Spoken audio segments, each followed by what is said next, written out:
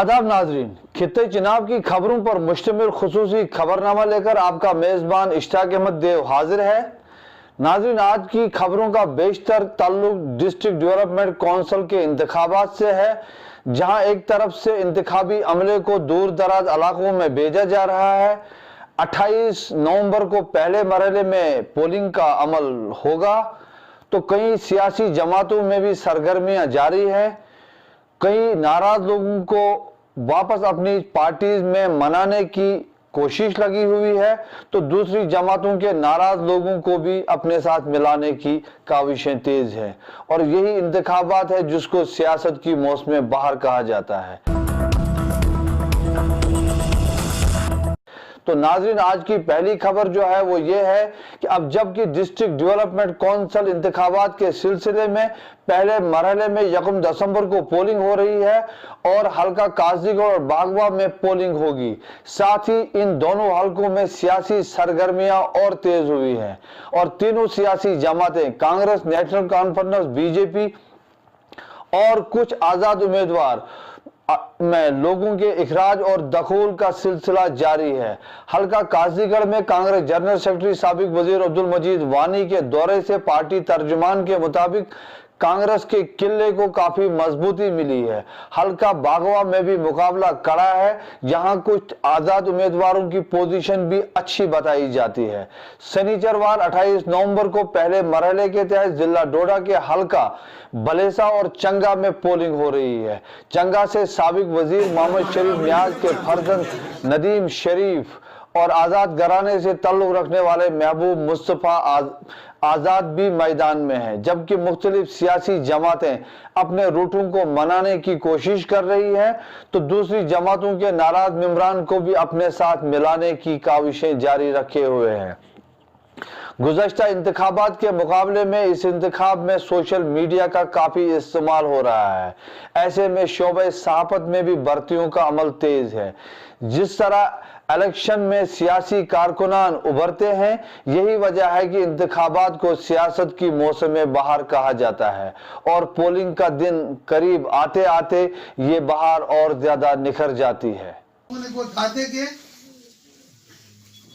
ये स्कॉलरशिप जो हम बच्चों को देते थे, ये तो हमारे टाइम में क्यों के साथ जाते हैं और जातियों के साथ उनके घरों तक पता नहीं लगा कि उनको जला दिया गया। उनका संस्कार क्या है? खोखले नारे देते हो, हिंदू मुसलमान को बांटना चाहते हो। हिंदू मुसलमान यहाँ करे बटेगा, तुम जितनी मर्जी। हमारी ताकत इस भाईचारे में है। जिस दिन भाईचारे में आपके दरार आ गई, आपकी ताकत खत्म हो गई, काले कुत्ते आ जाएंगे बाहर से, वो आपको खाएंगे। तो हमारा मकसद के इलाका जितने भी हूं, वो मेरी जिम्मेदारी। मैंने आज तक भी चलाया, आगे भी चलाऊंगा।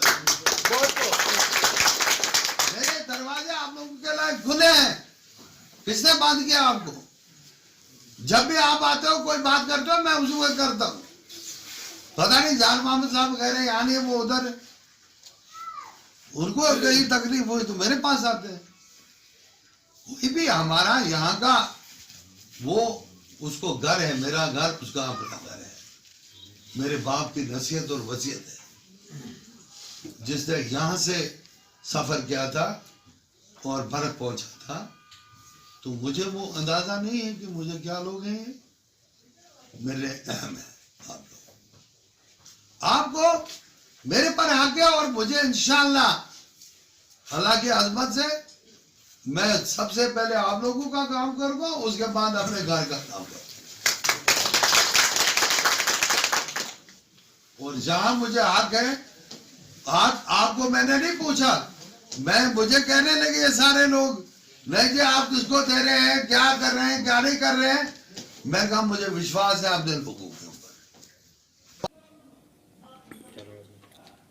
सर, ये जो आपने कास्तीगढ़ का दौरा किया, बहुत सारी अवामी जलसों से खिताब किया, तो क्या क्या मुश्किलात हैं लोगों को, क्या क्या मुतालबात हैं, क्या मसाइल है, और डीडीसी के हवाले से क्या कहना है लोगों का? सबसे पहले तो मैं आप लोगों का शुक्रिया अदा करता हूँ। मीडिया ही एक माध्यम है जिससे हम लोगों की हित की बात कर सकें। और मैंने विजिट किया, काश्तीगढ़ गया, मैं काश्तीगढ़ से गुरबुल गया, और जो रोड वगैरह जितने भी ये मैंने अपने वक्त में अल्लाह की अज़मत से दिए हैं, और लोगों के तमाम काम जितने भी थे वो काश्तीगढ़ के लोगों ने उसका बहुत बहुत शुक्रिया अदा किया। लेकिन अभी मुश्किलात बहुत सारी हैं, दूर दराज इलाका जाते हैं जहाँ पे अभी हम पहुँच नहीं सके।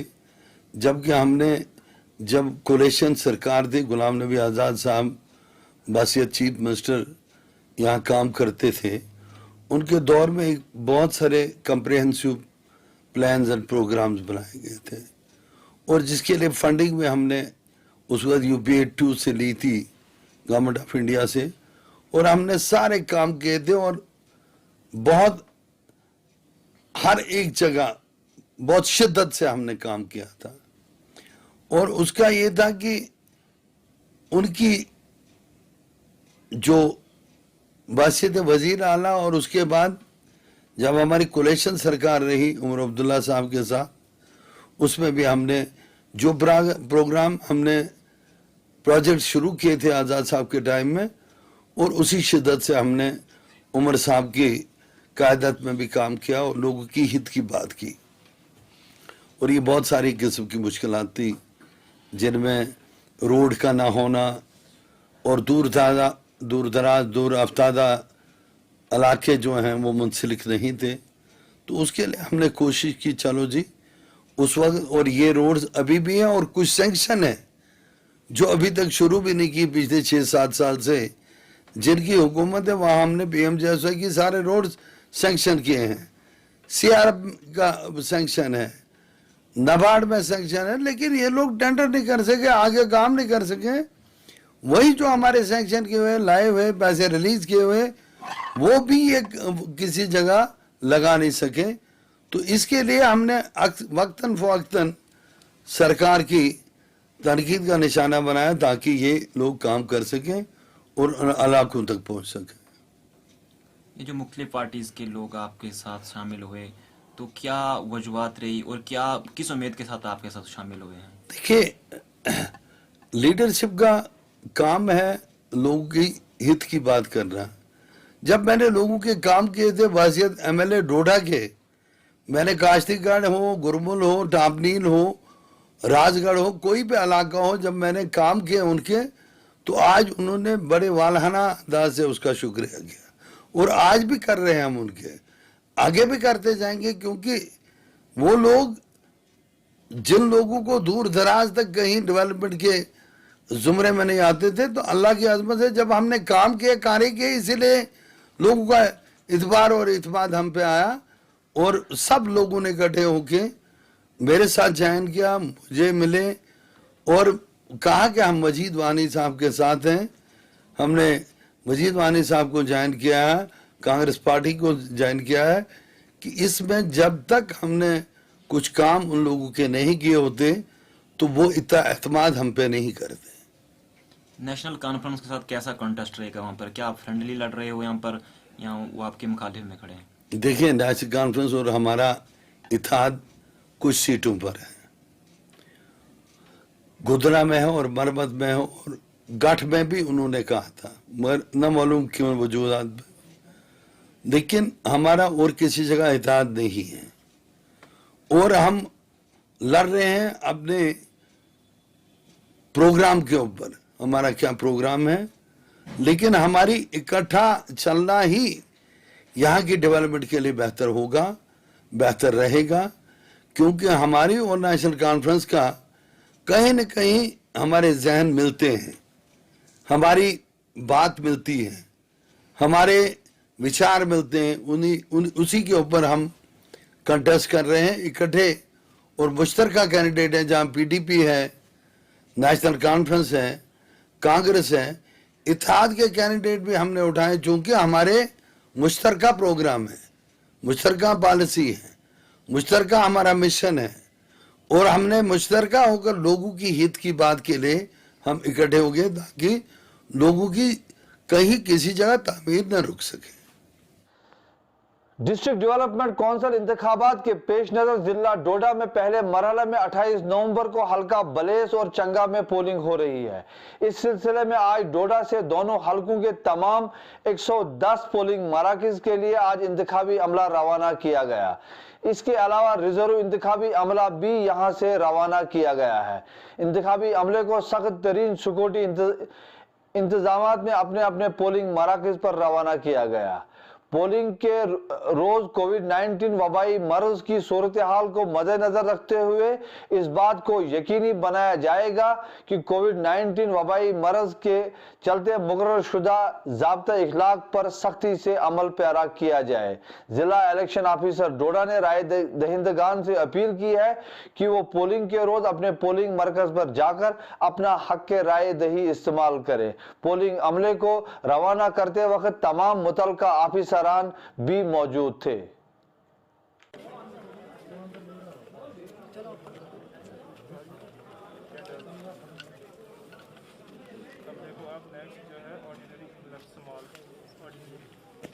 वहाँ से कोई देखा नहीं हुआ। ये देखो ये कितना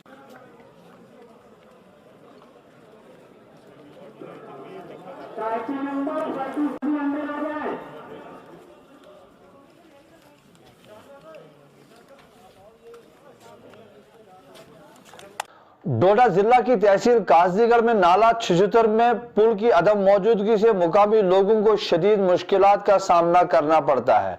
लोगों का इल्जाम है कि हुकूमत व इंतजामिया और तमाम मुतलका महकमों को पुल की अहमियत और पुल की अदम मौजूदगी से दरपेश मुश्किलात का बखूबी इल्म है, मगर वो जानबूझकर अवामी मुफाद को पसे पुश डालकर अवाम की फलाह व बहबूदी का ये काम करने से कासिर है।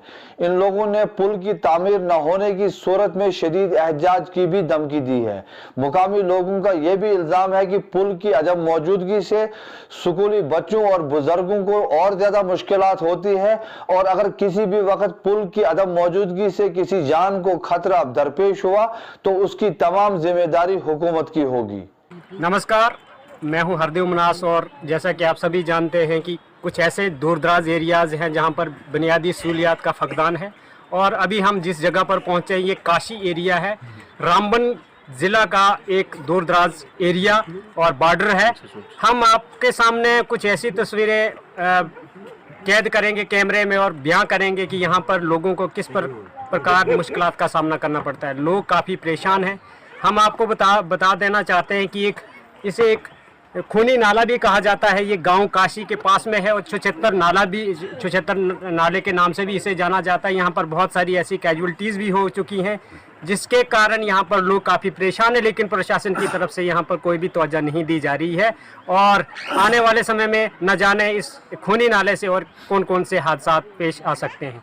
इसी के बारे में हम यहाँ के स्थानीय लोगों से जानना चाहेंगे कि वो इसके बारे में क्या कह रहे हैं और क्या परेशानी उठानी पड़ रही है आज तक इनको। लेकिन यहाँ पर परेशानियाँ बहुत सारी रही। एक नाले वाली समस्या है, जहाँ के पुल नहीं बना आज तक। स्कूल की समस्या हमारी है। हम सबसे पहले आपको नाले के बारे में पूछ रहे हैं कि नाले की वजह से और नाले की को पार करते हुए कितनी आबादी वाले लोग जाते हैं या क्या कहाँ के लिए यहाँ से रास्ता? आबादी यहाँ पर बहुत सारी आबादी है। जैसे कि हमारे कोठी जगह बच्चे यहाँ से आते हैं, स्कूल से आते हैं। हमारा माल में शवार पार चलता है। हम लोग मजदूरी दिहाड़ी लगाने जाते हैं भी तो मुश्किल आती है। तो बहुत बार हमने इसकी डिमांड दी स्कूल की। हर पार्टी को हमने बोला कि भाई हमारा ये काम हल कर दो, जो किसी आदमी ने इस चीज़ को नहीं देखा। तो सुनवाई नहीं। प्रशासन की तरफ से कोई भी इस तरफ तवज्जो नहीं, कोई तवज्जो नहीं हुई। आप बताना चाहेंगे कि क्या कारण रहा कि यहाँ पर पुल डैमेज हुआ? नमस्कार, मेरा नाम राजदेव है। मैं आपके माध्यम से ये कहना चाहता हूँ कि जो हमारा काशी जो है ये डिस्ट्रिक्ट डोडा इंड है, बाउंड्री है। डिस्ट्रिक्ट रामबन का एरिया हमारे साथ में पड़ता है। हमारा एक नाला काशी नाला है जिसमें हाई सेकेंडरी स्कूल चिल है। उसमें लोग बच्चे जाते हैं कुंडी, बटून, कुल्थी, चक्का और ये 4-5 गांव के बच्चे जाते हैं चिल हाई सेकेंडरी में पढ़ने के लिए। ये बहुत बड़ा नाला है, खूनी नाला है। जैसे कि आज पार्टी हमारे सामने बीजेपी पार्टी आई, बहुत सारी पार्टियां यहाँ पर आई हुई है, पहले भी आई थी। तो हमने सब पार्टियों से यही कहा कि हमारा जो ये नाला है, हमें ब्रिज की बहुत ज़रूरत है यहाँ पर, क्योंकि ये बहुत बड़ा नाला है। आने जाने वाले मुसाफिर तो छोड़ो, पहले बच्चों की बात हमने उनको कही कि तालीम करने वाले बच्चे कितने जाते हैं पढ़ने के लिए, तो आने जाने वाला जो मुसाफिर है तो उनको छोड़ो, या तो हम खुद वार पार जाते हैं या हमारा माल मवेशी वार पार जाता है उनको छोड़ के। तो किसी ने भी इस पर तवज्जो नहीं दी। पहले कहा, जब आई यहाँ पर तो कहा कि ठीक है, हम आपका ब्रिज महीने के अंदर ही बनवा देते हैं, चाहे हमारी हार हो जीत हो, हम बनवा देंगे इसको। लेकिन किसी भी पार्टी ने यहाँ पर इस ब्रिज को नहीं बनाया। 25 साल पहले ये ब्रिज था, नीचे लकड़ी का बना हुआ था, वहाँ पर हम लोग चलते थे, बच्चे चलते थे, माल मवेशी उसके ऊपर वार पार चलते थे। लेकिन 25 साल के बाद ये ब्रिज हमारा टूटने के बाद कोई भी इस पर तवज्जो नहीं दी। पहले यहाँ पर पुल तमीर था, पुराना पुल था, पुराना था, 25 साल पहले लकड़ी का पुल था। जहाँ तक कैजुअलिटीज की बात की जाए, यहाँ पर जानी नुकसान भी हुआ, उसके बारे में मेरे सके चाचा जी इस नाले को क्रॉस करते हुए चला गए थे, वो उनकी डेड बॉडी यहाँ पर नहीं मिली थी। 40 साल पहले की बात है, 40 साल पहले की बात है ये।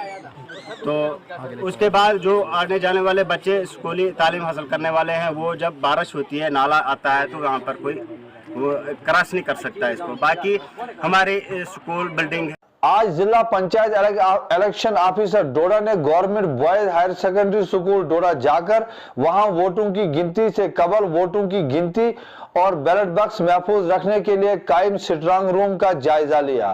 उन्होंने नोडल ऑफिसरान को हिदायत दी कि पोलिंग मटेरियल व दीगर सामान वसूल करने और गिनती के लिए दरकार तमाम सामान को मैसर रखा जाए। उन्होंने एसएसपी डोडा को भी हिदायत दी कि वो दोनों मुकामात यानी गवर्नमेंट डिग्री कॉलेज डोडा और boys government higher secondary school Doda में सिक्योरिटी के माकूल इंतजामात पर नजर रखे। उनके हमरा जिला के तमाम ऑफिसरान व इंतखाबी अमले में शामिल दीगर जिम्मेदारान भी मौजूद थे।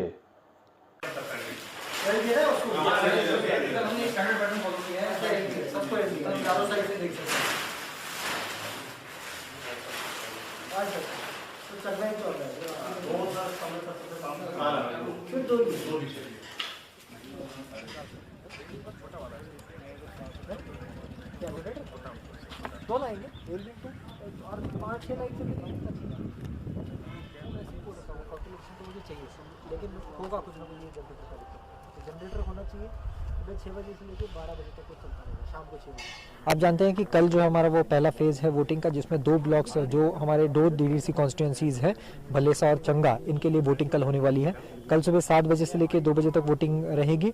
मैं आपके माध्यम से सारे हमारे उन दोनों डीडीसी कॉन्स्टिट्यूंसी के भाई और बहनों को मैं आपकी तरफ से अपील करना चाहता हूं कि इस डेमोक्रेसी के त्यौहार में, फेस्टिवल में आप भाग लें और बढ़ चढ़ के जो है वोटिंग परसेंटेज आप यहां पे दिखाएं। वोटर फैसिलिटेशन के लिए कोविड के हवाले से जो जो इंतजाम करने ज़रूरी थे वो ऑलरेडी इन प्लेस है। टोटल 110 पोलिंग स्टेशन जो है उसमें कल वोटिंग होने वाली है और जो भी सेंसिटिव और हाइपर सेंसिटिव हमारे लोकेशंस हैं उनको जो जो प्रोविजन देने की आवश्यकता है, एडिशनल फोर्सेस देने की आवश्यकता है, वो ऑलरेडी जो है उस पर काफ़ी सोच विचार करके जो है वहाँ पे उस लोकेशन पे सिक्योरिटी फोर्सेस को लगाया गया है। पुलिस की तरफ से और सेंट्रल पैरामिलिट्री फोर्सेस सीएपीएफ हमारी हैं उनको भी वहाँ पे लगाया गया है। और आज आप देख रहे हैं कि पोलिंग पार्टीज़ के डिस्पैच के टाइम पे ही सिक्योरिटी फोर्सेस जो है उनके साथ चली गई है। उसी तरीके से कल जब पोलिंग खत्म हो जाएगा उनके साथ ही वो बैलेट बॉक्सेस वगैरह डिपॉजिट करने के लिए महफूज यहाँ पे वो आने वाले हैं।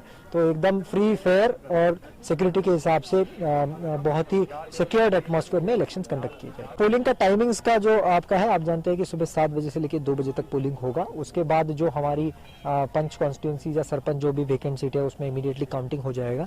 उसके और डीडीसी का जो भी बैलेट बॉक्सेस है वो कल शाम तक यहाँ पे डिपॉजिट हो जाएंगे।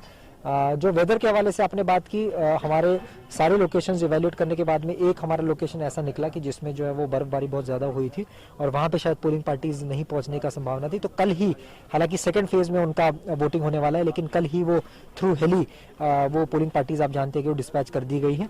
बाकी सारी पोलिंग पार्टीज पहुँचने में कोई दिक्कत नहीं हुई। आप देखेंगे तकरीबन शाम को 5-6 बजे के आसपास सारी पोलिंग पार्टीज अपने अपने रिस्पेक्टिव लोकेशंस पे पहुँच जाएंगी। तो नाज़रीन, इसके साथ ही आज की खबरों का यही होता है इख्तिताम। दीजिए अपने मेज़बान को इजाज़त, कल फिर मुलाकात होगी। आदाब।